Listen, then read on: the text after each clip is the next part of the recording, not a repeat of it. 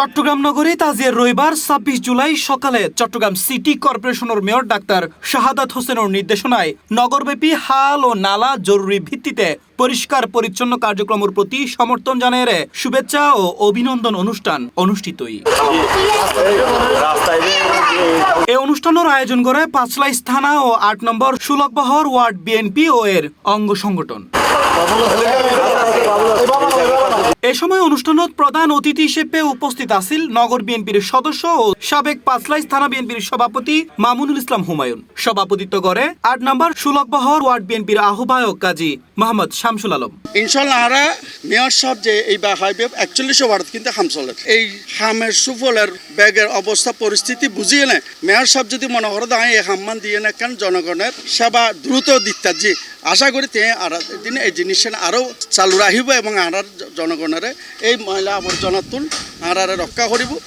আর আসলে ইয়ান দুইয়ান দায়িত্ব লইয়ার আর এটা আসি একখান দায়িত্ব ইয়েতে যে আর অতীতের মধ্যে যথেষ্ট জলবদ্ধতা আছে পানি নিষ্কাশনের জন্য ক্লিয়ার করি বেলাই আর ইয়ান দিয়ে আসি এবং এখন উদ্যোগ লই এই নালাবুয়া এবং এবার এখন আর মাস্টার রোলের আওতায় আনিয়ে যেহেতু আর পানি নিষ্কাশন কিভাবে ওই বুঝানোর একটা পরিকল্পনা লইয়ে আজ এর জিনিস কেন আর যে তদারকি করি কিভাবে পানি নিষ্কাশন হবে জলবদ্ধতা তো মানুষ বাঁচিব। এ সময় সদস্য সচিব হাসান চৌধুরী উসমান, ৮ নম্বর সুলকবহর ওয়ার্ড বিএনপির সিনিয়র সহসভাপতি আলহাজ দিদারুল আলম, পাঁচলাইশ থানা স্বেচ্ছাসেবক দলের যুগ্ম আহ্বায়ক আব্দুল কাদের এবং বিএনপি ও অঙ্গ সংগঠনের বিভিন্ন পর্যায়ের নেতাকর্মী উপস্থিত আছেন।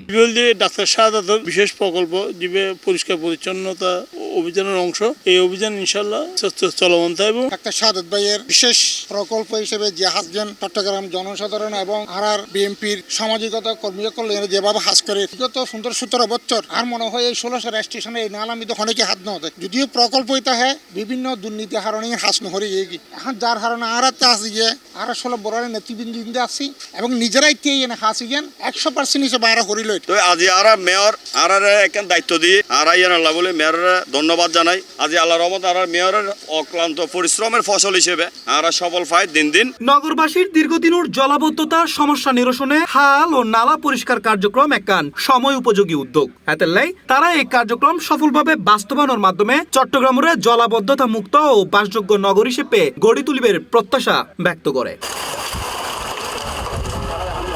C plus TV, Chittagong.